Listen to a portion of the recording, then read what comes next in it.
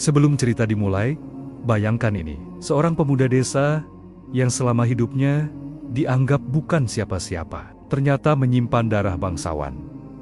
Dan lebih mengerikan lagi, ia adalah pewaris rahasia Kerajaan Pajang, pemilik warisan spiritual Sunan Kalijaga yang selama ini diperebutkan dengan darah dan pengkhianatan. Malam itu, istana terbakar, musuh bangkit dari kegelapan, dan takdir Joko Tingkir akhirnya tidak bisa lagi disembunyikan. Namun pertanyaannya, apakah ia akan menjadi raja penyelamat atau justru korban terakhir dari perebutan tahta? Tapi sebelum kita masuk ke episode yang penuh misteri dan ketegangan ini, saya doakan untuk kalian semua yang sudah klik video ini. Semoga dimurahkan rezekinya, dilancarkan urusannya, diberi kesehatan, dan dijauhkan dari segala kesulitan. Amin. Kalau kalian ikut mengaminkan, tulis amin di kolom komentar ya. Dan jangan lupa juga dukung channel ini supaya terus semangat menghadirkan kisah-kisah epik seperti ini. Dengan cara klik tombol subscribe, karena subscribe itu gratis, tapi sangat berarti besar untuk perkembangan channel ini. Baik, sekarang kita mulai kisahnya.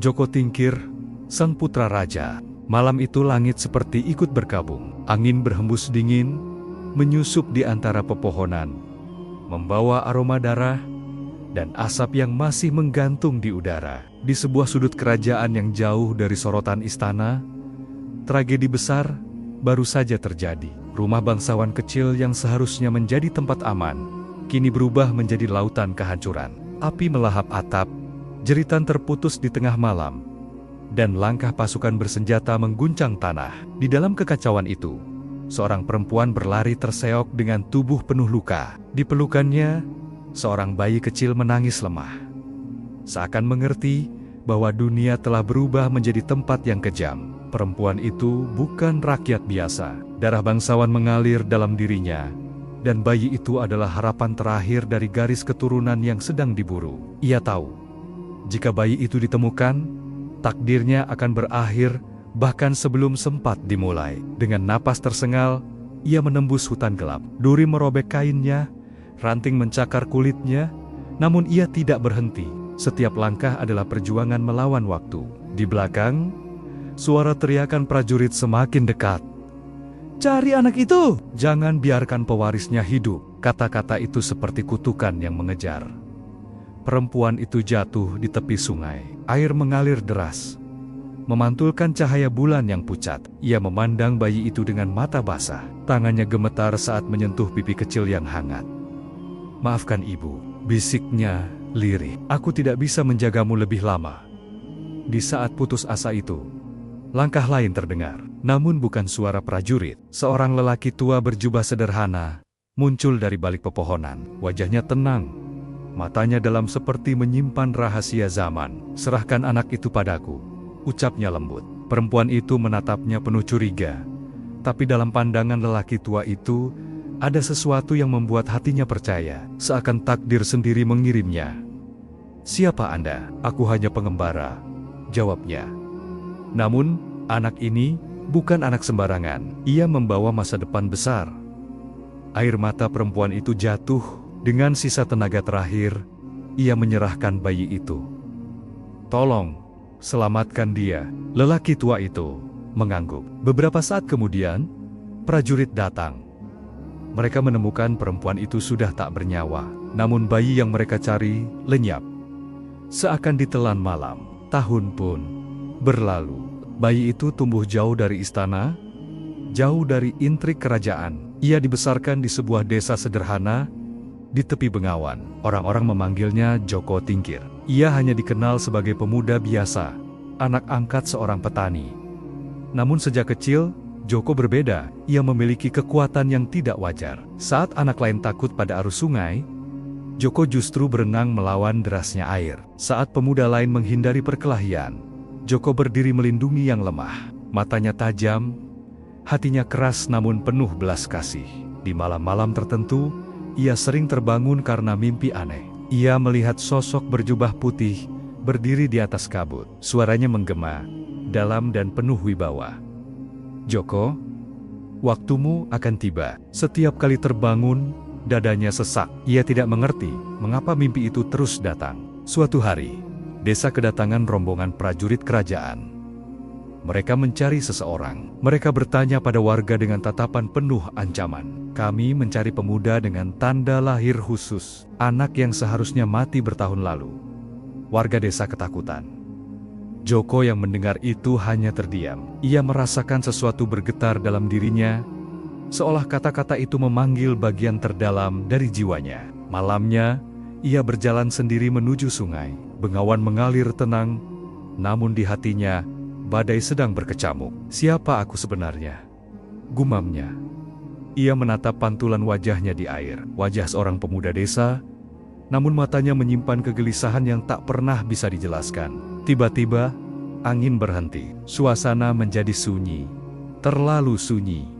Air sungai beriak pelan, lalu sesuatu berkilau di dasar. Joko terpaku. Ada cahaya aneh, seperti api kecil yang tidak padam meski terendam air. Tanpa sadar, ia melangkah masuk. Arus menyentuh kakinya, dingin namun tidak menghalangi. Tangannya meraih benda itu. Sebuah keris tua. Begitu keris itu menyentuh kulitnya, cahaya menyambar terang. Joko terhuyung. Dadanya terasa terbakar, seperti ada kekuatan besar masuk ke dalam tubuhnya. Dalam sekejap, suara itu kembali terdengar.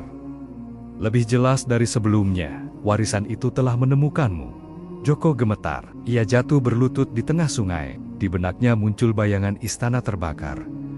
Jeritan seorang perempuan, dan sosok lelaki tua berjubah. Ia menatap keris itu dengan napas memburu. Apa ini? Namun sebelum ia sempat memahami, langkah-langkah berat terdengar dari balik pepohonan.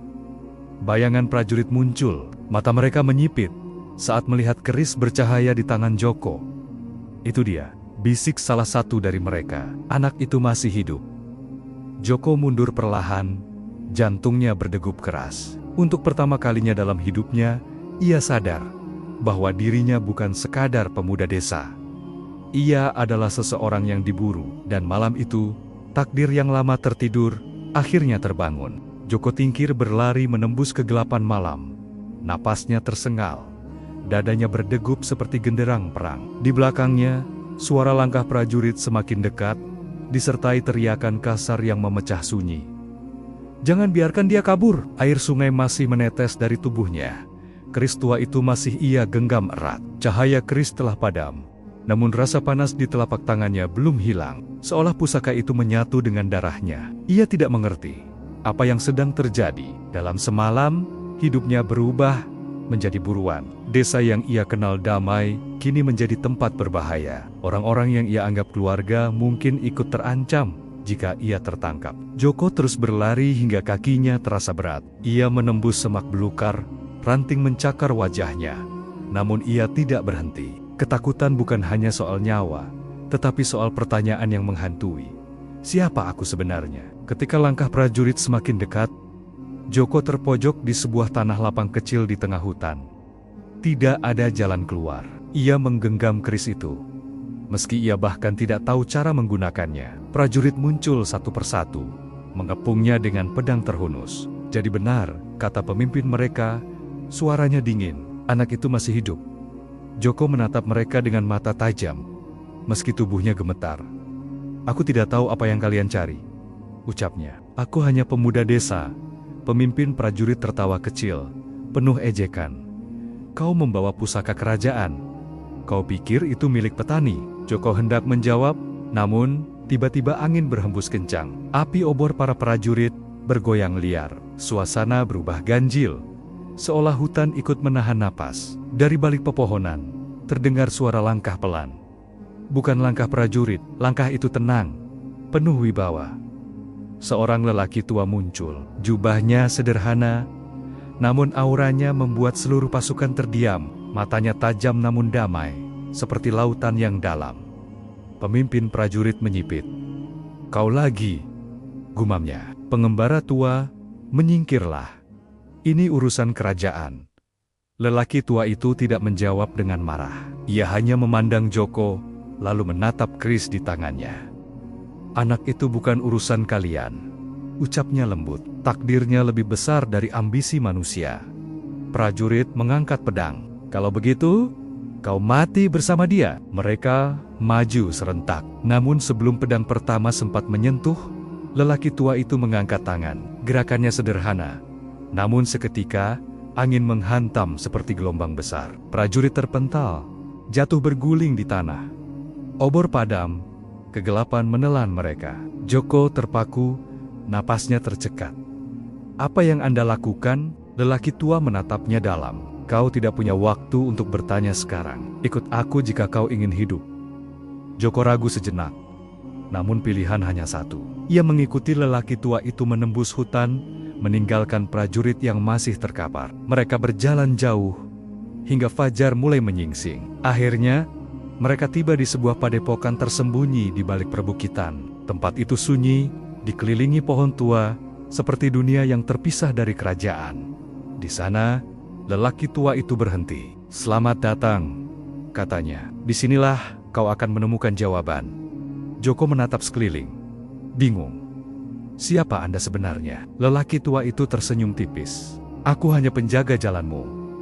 Namun ada yang lebih penting. Kau harus tahu siapa dirimu." Joko menelan ludah. Keris di tangannya terasa berat. "Aku hanya Joko Tingkir." Lelaki tua mendekat. Suaranya berubah lebih dalam. "Tidak. Kau lebih dari itu. Kau adalah darah raja yang dibuang. Pewaris yang seharusnya mati malam itu." Kata-kata itu menghantam seperti petir. Joko mundur, wajahnya pucat. "Tidak mungkin. Kerajaan Pajang berdiri di atas intrik dan darah," lanjut lelaki tua. "Dan kau adalah rahasia terbesar yang mereka sembunyikan." Joko menggenggam kepalanya. Pikirannya kacau. Bayangan mimpi selama ini tiba-tiba terasa nyata. Sosok berjubah putih. Suara yang memanggil namanya. "Kenapa aku dibuang?" Lelaki tua menghela napas panjang. "Karena ada yang takut pada takdirmu. Ada yang ingin menguasai Pajang tanpa pewaris sah." Joko menatapnya dengan mata penuh amarah. "Siapa?" Lelaki tua tidak langsung menjawab. "Musuhmu bukan hanya prajurit yang mengejar. Ada Adipati Hitam, penguasa ambisius yang ingin kerajaan runtuh. Ia memakai ilmu gelap, dan ia tahu kau hidup." Joko merasakan dadanya terbakar. Dendam dan ketakutan bercampur menjadi satu. "Apa yang harus kulakukan?" Lelaki tua menatap keris itu. Keris itu bukan sekadar senjata. Itu warisan spiritual Sunan Kalijaga. Ia memilihmu. Mendengar nama itu, Joko terdiam. Nama yang sering muncul dalam mimpi. Sunan Kalijaga. Lelaki tua mengangguk. Beliau menitipkan kekuatan bukan untuk membalas dendam, tetapi untuk melindungi Pajang. "Kau harus belajar mengendalikan dirimu, atau kekuatan ini akan menghancurkanmu." Hari-hari berikutnya menjadi awal latihan berat. Joko diajari bukan hanya bela diri, tetapi juga menenangkan jiwa. Ia belajar bahwa kekuatan sejati bukan dari otot, melainkan dari hati yang teguh. Namun semakin ia belajar, semakin ia sadar bahwa bahaya semakin dekat. Suatu malam, saat ia duduk sendiri, angin kembali berhenti. Suasana sunyi, lalu suara itu datang lagi, lebih jelas. "Joko Tingkir, jalanmu penuh darah, namun kau adalah cahaya terakhir Pajang." Joko menatap langit gelap, tubuhnya gemetar. Ia mengerti kini, takdirnya bukan lagi milik desa kecil. Takdirnya adalah kerajaan. Dan di kejauhan, Adipati Hitam tersenyum, karena ia tahu sang pewaris akhirnya telah muncul. Hari-hari di padepokan berlalu, seperti aliran sungai yang tenang di permukaan, namun menyimpan arus deras di dalamnya. Joko Tingkir menjalani latihan yang tak pernah ia bayangkan sebelumnya. Tubuhnya ditempa, napasnya diatur, pikirannya dipaksa diam. Lelaki tua itu tidak hanya mengajarinya cara bertarung, tetapi juga cara menahan amarah dan menundukkan ego. Namun sekuat apapun ia berusaha, satu pertanyaan selalu menghantui. "Jika aku pewaris, mengapa aku hidup sebagai orang buangan?" Suatu malam, lelaki tua memanggilnya. Wajahnya lebih serius dari biasanya. "Waktumu di sini tidak lama lagi," ucapnya. Joko menatapnya terkejut. "Apa maksud Anda?" "Pajang sedang bergerak menuju kehancuran. Intrik di istana semakin dalam. Jika kau terus bersembunyi, maka Adipati Hitam akan lebih dulu menelan kerajaan. Joko menggenggam tangannya. Jadi aku harus kembali? Lelaki tua mengangguk perlahan. Kau harus masuk ke istana, bukan sebagai raja, bukan sebagai pewaris, tapi sebagai bayangan. Kau harus melihat sendiri siapa musuhmu. Joko terdiam. Kata istana terasa seperti jurang yang menunggu menelannya. Tempat itu bukan sekadar bangunan megah, melainkan sarang pengkhianatan yang pernah hampir membunuhnya. Aku siap, jawabnya akhirnya, meski suaranya bergetar. Keesokan harinya, Joko meninggalkan padepokan dengan penyamaran sederhana. Ia bukan lagi pemuda desa, namun juga belum menjadi pewaris kerajaan. Ia berjalan menuju Pajang dengan langkah berat, membawa keris pusaka yang kini tersimpan rapat. Perjalanan menuju istana seperti perjalanan menuju masa lalu yang terkubur. Setiap desa yang ia lewati membawa bisikan. Orang-orang membicarakan Pajang dengan takut. Istana penuh ular, kata seorang pedagang tua. Adipati Hitam semakin kuat, bisik yang lain. Nama itu kembali menggema di telinganya, seperti ancaman yang tak pernah pergi. Ketika akhirnya tembok istana Pajang terlihat, Joko terpaku. Bangunannya megah, menjulang, namun terasa dingin. Seolah setiap batu menyimpan cerita darah dan air mata. Joko masuk bersama rombongan rakyat yang membawa hasil bumi. Ia menunduk, menyembunyikan wajahnya. Setiap langkah di halaman istana membuat dadanya sesak. Di dalam, ia melihat kemewahan yang tidak pernah ia kenal. Para bangsawan berjalan dengan pakaian indah, namun mata mereka penuh kesombongan. Para pejabat berbicara manis, namun senyum mereka seperti pisau. Joko menyadari, istana ini bukan tempat suci. Ini medan perang tanpa pedang. Ia bergerak hati-hati, mencari informasi. Namun semakin ia mendengar percakapan, semakin jelas bahwa kerajaan sedang rapuh. Raja semakin lemah, kata seorang pejabat. Adipati Hitam sudah menguasai setengah pasukan, sahut yang lain. Joko mengepalkan tangan. Ia ingin muncul, ingin berteriak bahwa pewaris sah masih hidup.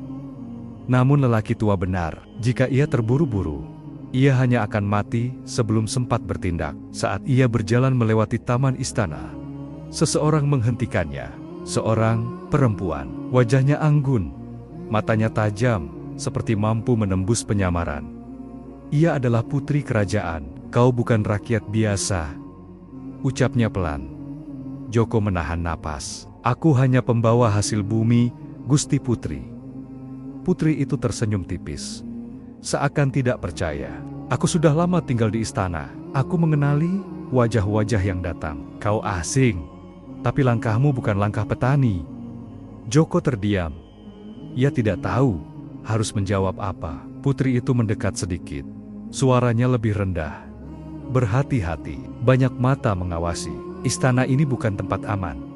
Sebelum Joko sempat bertanya lebih jauh, putri itu pergi, meninggalkan aroma misteri dan perasaan aneh di dada Joko.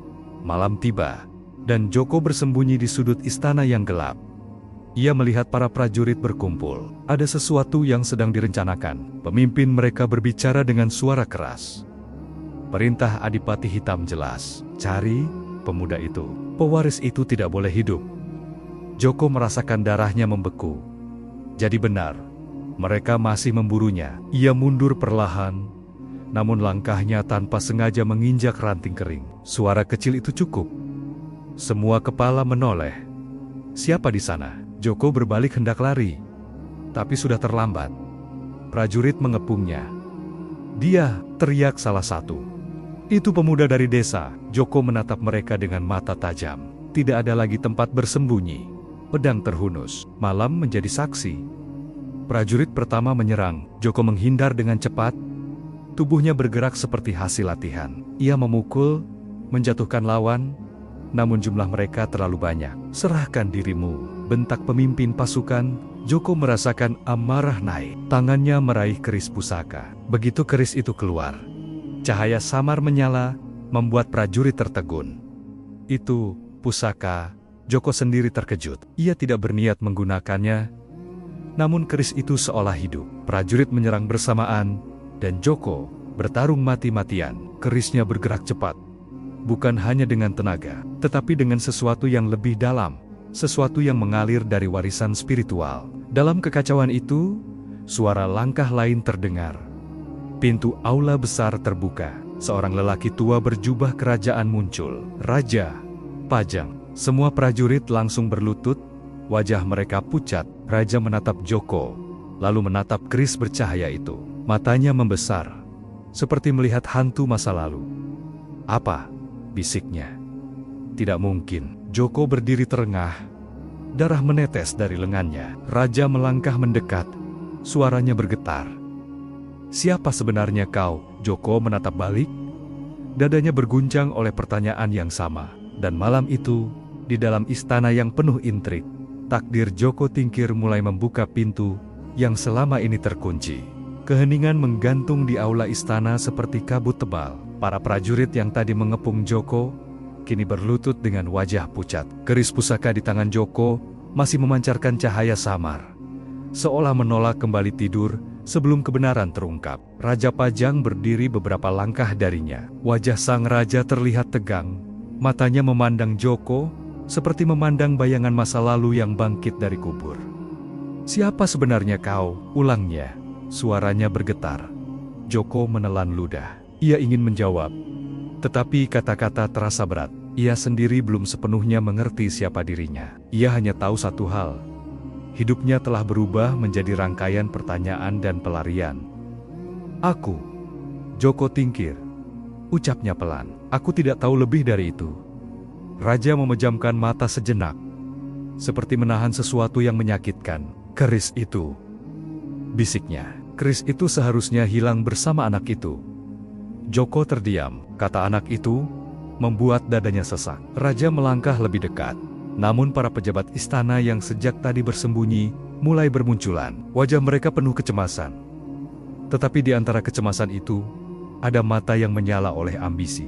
Salah satu adipati maju dengan senyum tipis. "Gusti Raja," katanya lembut namun beracun. Pemuda ini jelas membawa pusaka terlarang. Ia bisa saja mata-mata musuh. Biarkan hamba menanganinya. Joko merasakan hawa dingin dari kata-kata itu. Ia tahu, inilah istana. Senyum bisa menjadi belati. Raja menatap adipati itu tajam. "Cukup," bentaknya. "Tidak ada yang menyentuh pemuda ini sebelum aku tahu kebenarannya." Namun sebelum situasi mereda, suara langkah cepat terdengar. Putri kerajaan muncul dengan wajah pucat. "Ayahanda," katanya lirih. "Aku mendengar keributan." Matanya bertemu dengan mata Joko. Ada sesuatu di sana, campuran rasa takut dan keyakinan. Raja menghela napas panjang. "Bawa pemuda ini ke ruang dalam," perintahnya akhirnya. "Malam ini juga, aku harus bicara dengannya tanpa telinga para ular." Joko dibawa melewati lorong-lorong istana. Dindingnya megah, tetapi Joko merasakan tekanan seperti berjalan di dalam penjara emas. Ia sadar, setiap langkahnya diawasi. Di ruang dalam, Raja Pajang duduk perlahan. Wajahnya tampak lebih tua dari yang seharusnya, seolah beban kerajaan telah menggerogoti jiwanya. "Angkat wajahmu," ucap sang raja. Joko menurut. Raja menatapnya lama, lalu suaranya melemah. "Kau mirip sekali dengannya." "Dengan siapa?" tanya Joko. Dadanya berdebar. Raja menutup mata, lalu berkata dengan suara berat, "Dengan bangsawan yang pernah aku hianati demi menyelamatkan Pajang." Joko terpaku. "Hianati?" Raja mengangguk perlahan. "Bertahun lalu, ada ancaman besar. Seorang adipati, yang kini kau kenal sebagai Adipati Hitam, mulai merangkai kekuatan. Ia ingin merebut Pajang. Ia tahu, selama pewarisnya hidup, ia tidak akan pernah menang." Joko merasakan napasnya tercekat. Lalu apa yang terjadi pada pewaris itu? Raja memandangnya. Matanya basah. Anak itu disembunyikan, dibawa keluar istana dalam malam penuh darah. Semua orang mengira ia mati. Joko menggenggam tangannya. "Dan aku," bisiknya. Raja tidak menjawab langsung, tetapi keheningan itu sudah cukup menjadi jawaban. Dunia Joko seperti runtuh. Ia bukan hanya pemuda desa. Ia bukan hanya buruan. Ia adalah bagian dari takhta. Namun kebenaran itu bukan hadiah. Itu kutukan. Di luar ruang dalam, bayangan bergerak. Seorang pejabat berlari menuju kediaman Adipati Hitam, membawa kabar yang akan mengguncang. "Dia hidup," bisiknya penuh takut. Pewaris itu hidup dan ada di istana. Di tempat lain, Adipati Hitam tersenyum. Senyumnya tidak hangat, tetapi gelap seperti malam tanpa bulan. Akhirnya, gumamnya, aku akan mematahkan takdir sebelum ia tumbuh. Malam itu, rencana mulai berjalan. Sementara itu, Joko tidak bisa tidur. Kepalanya dipenuhi pertanyaan. Dadanya dipenuhi amarah. Jika aku pewaris, mengapa aku dibuang? Mengapa ibuku mati? Mengapa aku harus hidup dalam kebohongan? Saat ia berdiri di balkon kecil, angin malam menyentuh wajahnya. Ia teringat suara wangsit Sunan Kalijaga tentang jalan penuh darah. Tiba-tiba, suara jeritan pecah dari kejauhan. Joko membeku. Langkah-langkah panik terdengar di lorong. Prajurit berlari, obor bergoyang liar. Ada serangan! Teriak seseorang. Joko berlari mengikuti suara itu. Jantungnya seperti hendak meledak. Ia tiba di halaman belakang istana, dan di sana ia melihat sesuatu yang membuat darahnya membeku. Lelaki tua dari padepokan. Gurunya, ia terjatuh di tanah. Tubuhnya bersimbah darah. Di sekelilingnya, jejak pertarungan terlihat jelas. Namun musuh sudah pergi, meninggalkan pesan yang lebih kejam daripada kematian. Joko berlutut di sampingnya, mengguncang tubuhnya. Guru. Lelaki tua itu membuka mata dengan susah payah. Napasnya tersendat. Mereka lebih cepat dari yang kukira. Air mata Joko jatuh. Siapa yang melakukan ini? Lelaki tua itu tersenyum lemah. Adipati Hitam. Ia tidak akan berhenti sampai kau mati. Joko menggertakkan gigi.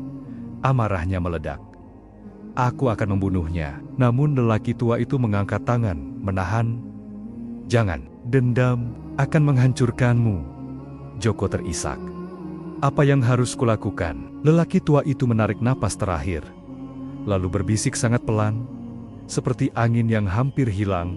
Kalijaga menitipkan pusaka terakhir, carilah.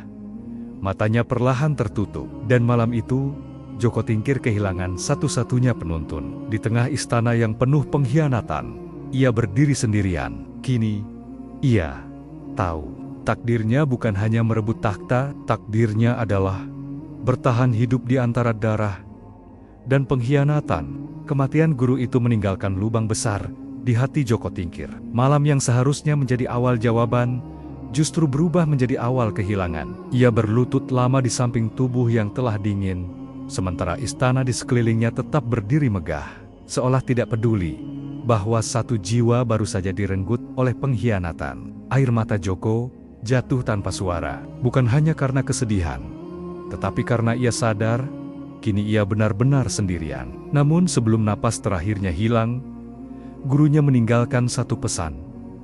Pusaka terakhir. Kalijaga menitipkan pusaka terakhir. Pesan itu berputar di kepala Joko seperti mantra. Ia tidak tahu apa pusaka itu, tetapi ia mengerti satu hal. Jika Sunan Kalijaga meninggalkan sesuatu, itu bukan sekadar benda. Itu adalah kunci.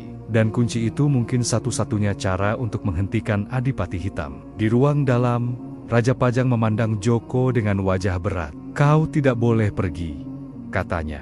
Joko mengangkat kepala, matanya merah, namun menyala. Aku harus pergi, Gusti Raja. Guruku mati karena aku tidak bisa diam. Raja menghela napas panjang. Kau tidak paham seberapa gelap musuhmu. Adipati Hitam tidak hanya bermain dengan pedang. Ia bermain dengan bayangan. Joko menggenggam keris pusaka di pinggangnya. Aku sudah hidup dalam bayangan sejak lahir. Kini saatnya aku melangkah keluar. Raja terdiam. Ia tahu, takdir tidak bisa ditahan. Dengan restu yang berat, Joko meninggalkan istana sebelum fajar. Ia berjalan sendirian, membawa beban darah bangsawan dan warisan spiritual yang belum ia pahami sepenuhnya. Perjalanan menuju makam Sunan Kalijaga bukan perjalanan biasa. Itu seperti perjalanan menuju dirinya sendiri. Setiap langkah terasa seperti melewati batas antara dunia manusia dan dunia gaib. Desa-desa yang ia lewati penuh bisikan. Orang-orang menatapnya dengan takut, seolah merasakan aura aneh yang melekat pada dirinya. Malam demi malam, Joko tidur dengan mata terbuka, karena ia tahu musuh bisa datang kapan saja. Adipati Hitam memiliki mata di mana-mana. Dan benar saja, pada malam ketiga, saat Joko beristirahat di bawah pohon tua, Udara berubah dingin, angin berhenti, suasana sunyi. Terlalu sunyi. Joko membuka mata. Di depannya berdiri bayangan hitam, bukan manusia sepenuhnya, tetapi juga bukan makhluk biasa. Matanya merah menyala. Kau tidak bisa lari dari takdir, pewaris. Suara itu seperti bisikan dari neraka. Joko berdiri, tangan meraih keris. Aku tidak lari, aku mencari jawaban. Makhluk itu tertawa. Jawabanmu adalah kematian. Ia menyerang cepat, seperti asap. Joko mengayunkan keris, namun bayangan itu lenyap, lalu muncul lagi di belakangnya. Serangan itu bukan hanya fisik, tetapi juga menembus pikirannya. Joko tiba-tiba melihat ilusi. Ia melihat ibunya menangis, tubuhnya berdarah. Ia melihat desa terbakar. Ia melihat gurunya jatuh lagi dan lagi. Berhenti, teriak Joko. Kepalanya terasa pecah. Bayangan itu berbisik, kau lemah karena hatimu penuh dendam. Joko terjatuh berlutut, napasnya berat, kerisnya bergetar. Dalam kegelapan itu, suara lembut tiba-tiba hadir. Seperti cahaya kecil di ujung jurang. Joko, ia membeku. Suara itu, suara yang selalu hadir dalam mimpi. Sunan Kalijaga. Bayangan putih muncul dalam kesadarannya, bukan tubuh nyata, tetapi wangsit yang menenangkan. Kau mencari pusaka, tapi yang paling berat bukan pusaka itu. Yang paling berat adalah dirimu sendiri.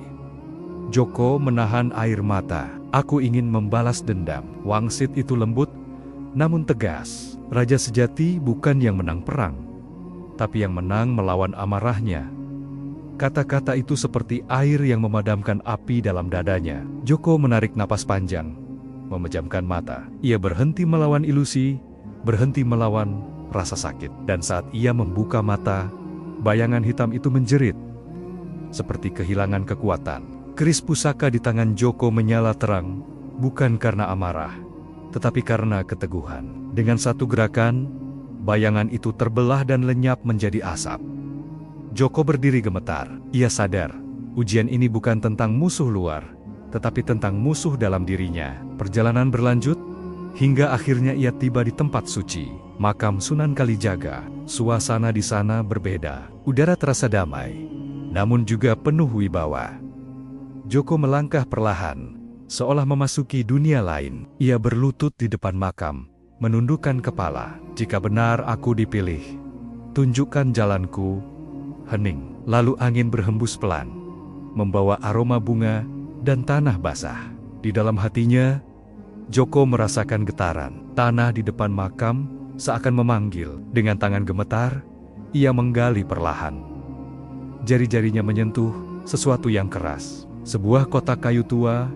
Ia membukanya. Di dalamnya ada benda kecil, sederhana, bukan senjata, bukan mahkota, hanya sebuah tasbih tua dan secari kain bertuliskan aksara Jawa kuno. Namun begitu Joko menyentuhnya, tubuhnya bergetar. Cahaya lembut menyelimuti dadanya. Ia merasakan ketenangan yang belum pernah ia rasakan.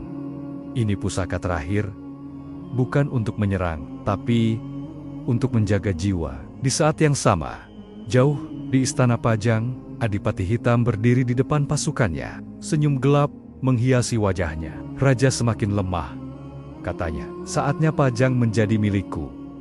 Pasukan bersorak, obor menyala, rencana kudeta dimulai. Dan di bawah langit yang sama, Joko Tingkir menatap pusaka terakhir dengan mata tajam.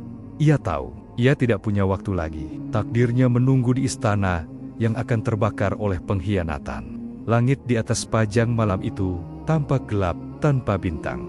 Seolah alam pun menahan napas menunggu kehancuran. Angin membawa aroma asap dan firasat buruk. Di kejauhan, suara genderang perang menggema, bukan sebagai perayaan, melainkan sebagai tanda bahwa akhir telah dimulai. Istana Pajang tidak lagi menjadi simbol kejayaan, melainkan panggung terakhir bagi pengkhianatan. Adipati Hitam berdiri di hadapan pasukannya. Wajahnya dipenuhi kepuasan yang dingin. Ia telah menunggu bertahun-tahun untuk malam ini. Dalam pikirannya, takhta bukan sekadar kursi emas, tetapi lambang kemenangan atas takdir. Pajang terlalu lama dipimpin oleh kelemahan, katanya lantang. Malam ini, kita rebut apa yang seharusnya menjadi milik kita. Sorak pasukan membelah udara. Pedang terangkat, obor menyala, dan langkah mereka bergerak seperti gelombang gelap menuju istana. Di dalam tembok kerajaan, Raja Pajang duduk lemah, tubuhnya semakin rapuh. Namun matanya masih menyimpan sisa api seorang pemimpin. Ia tahu, malam ini mungkin menjadi malam terakhirnya. Putri kerajaan berlutut di sampingnya, wajahnya pucat. "Ayahanda, mereka datang?" Raja menghela napas panjang, seperti menyerahkan dirinya pada nasib. "Takdir tidak bisa dihindari," bisiknya. Di saat yang sama, jauh dari istana, Joko Tingkir berlari menembus jalanan menuju Pajang. Pusaka terakhir dari Sunan Kalijaga menggantung di dadanya. Bukan sebagai senjata, tetapi sebagai pengingat bahwa kekuatan sejati berasal dari hati yang bersih. Ia terlambat. Suara bentrokan sudah terdengar sebelum ia melihat gerbang. Api mulai menjilat langit. Joko mempercepat langkah, dadanya berguncang. Dalam pikirannya hanya ada satu: aku tidak boleh membiarkan Pajang jatuh. Ketika ia tiba di gerbang istana, pemandangan itu menghantamnya seperti petir. Prajurit bertarung, darah mengalir di tanah.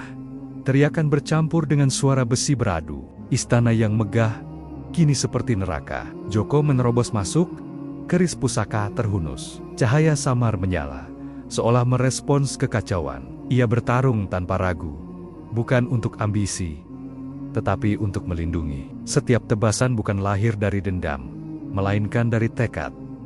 Namun jumlah musuh terlalu banyak. Di tengah pertempuran, sebuah suara menggema. Pewaris kecil akhirnya datang.